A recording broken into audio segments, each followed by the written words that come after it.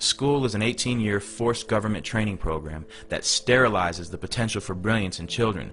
Those who actually survive schooling and survive conformity and continue on to think for themselves truly are a rare breed. All children start out as curious, highly experimental minds, and then one day they're sent to school.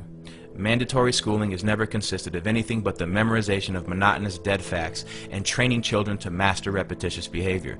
For the greater part of their day, everything the child says must match the interest of their school teachers.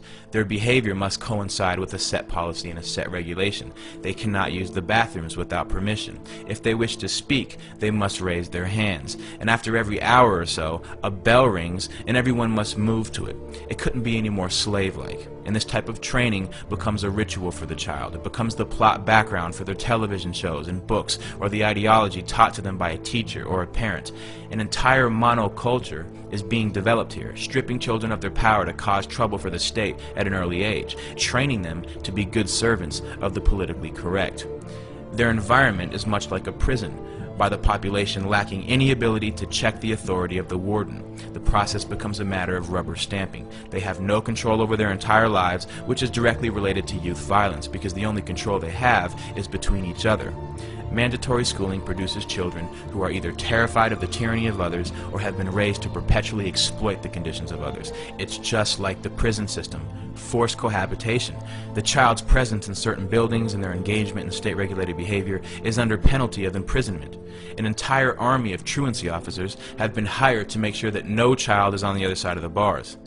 At the end of 18 years of coercive state authority, the child is released into the world. It's like the end of an 18-year prison sentence.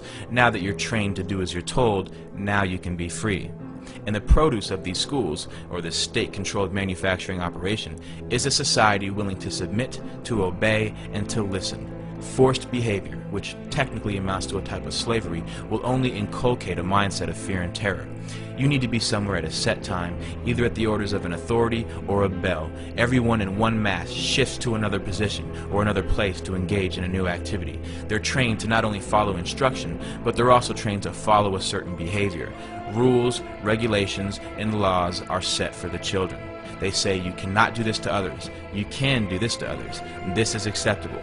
This is not acceptable. Standards of culture, morality, and behavior are imprinted into these new young minds that are in the blossoming stages of development. Their minds are being intercepted by the state and molded to conform to state standards. The first lesson they teach you is the orders of authority. The second lesson is to work with each other to achieve the desired ends of those in control. If a group of children are taught to engage in the same behavior regardless of what they want to do, then they will never fight back as adults. And this is your group of tenants who will live in roaches and never call the health inspector. This is your group of citizens who is easily terrified by police officers into voluntarily giving up their rights. This is your group of workers who surrender their lives to the corporation who tells them how to dress, how to speak, what time to wake up, which means they essentially tell you what time to go to sleep if they tell you what time to wake up. This is nothing new. These are the fruits of mandatory schooling.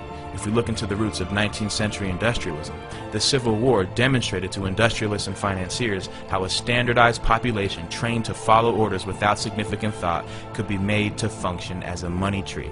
It's no surprise that global power and corporate wealth is based on a third-rate educational system that works against developing individuals of true character and true intellect. Because the mindless bureaucrat or the thoughtless worker who will follow a system without question is the pattern that our system depends on.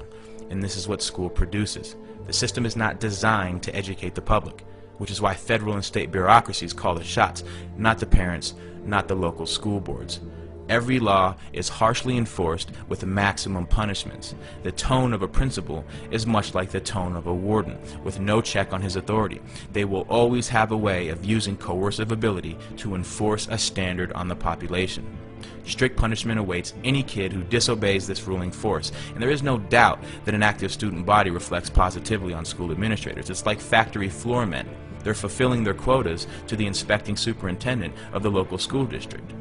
This is the reality of government training. The state doesn't care if children are homeless or on the streets or suffering from malnutrition and hunger, but the second the child fails to appear in school at the scheduled time, like a court date, the police are alerted.